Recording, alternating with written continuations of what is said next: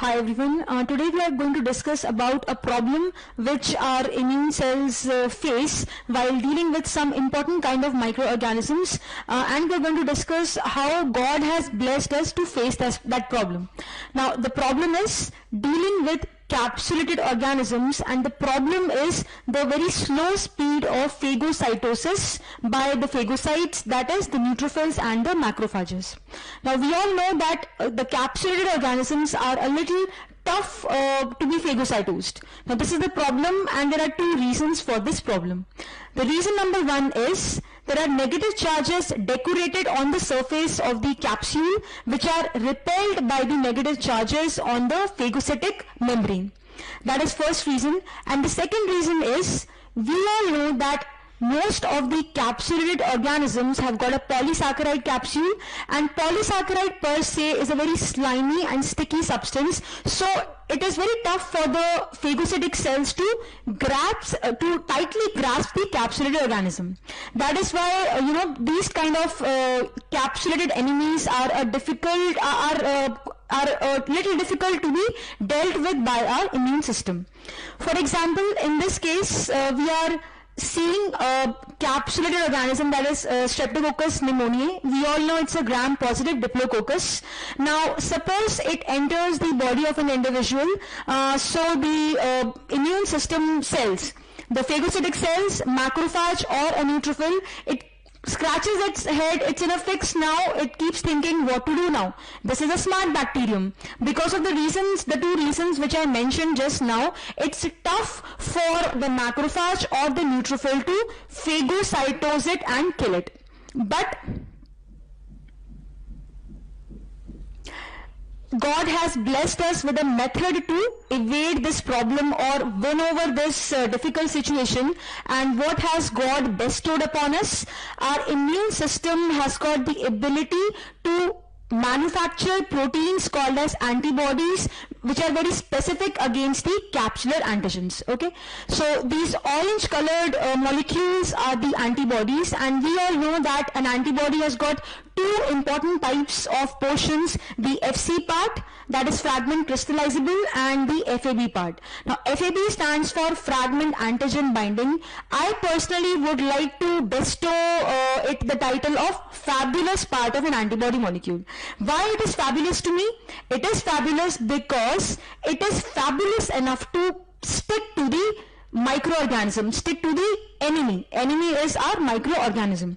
So if you see carefully, this orange colored Y-shaped structure is the antibody molecule. The stem of the Y is the FC part, and the two arms are the FAB portions. Okay, so now this neutrophil or the macrophage, which I have drawn in green color, it is thanking God. It has got the attitude of gratitude which all of us should maintain in life.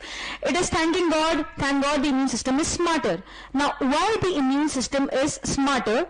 The reason is God has given our phagocytic cells receptors to bind to the FC part of these antibody molecules. So what is actually going to happen? The FAB or the fabulous part will stick onto the capsular antigens, and the FC part is going to bind to the receptors on the phagocytic cell, and as a result of that, now this capsulated organism cannot run away, and it is going to be easily phagocytosed as I have shown in this diagram.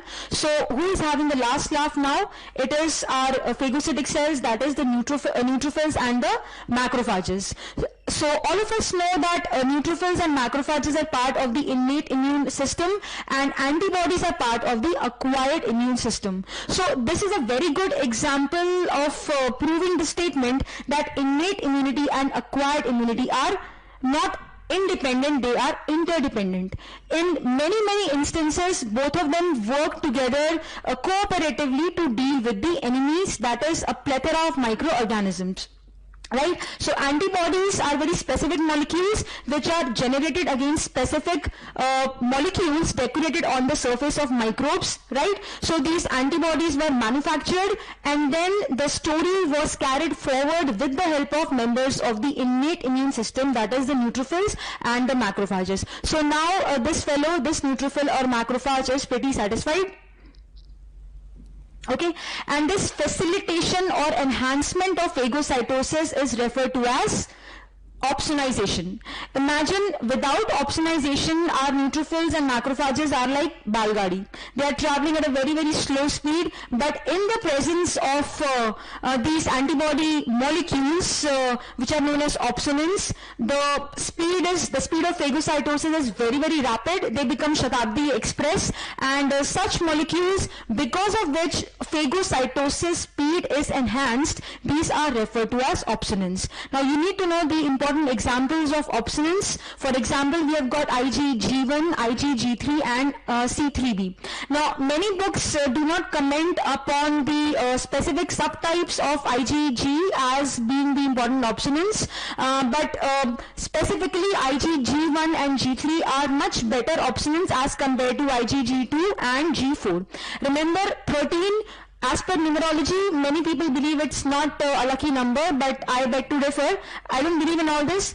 For the sake of remembrance, just remember 13 is very lucky for us because IgG1 and IgG3 are friends. They are opsonins and they facilitate phagocytosis. And yet another important example is the complement fragment protein, that is C3b, which is also a very good opsonin. Why? Because there are receptors for C3b molecule also, which are present on neutrophils and macrophages, right?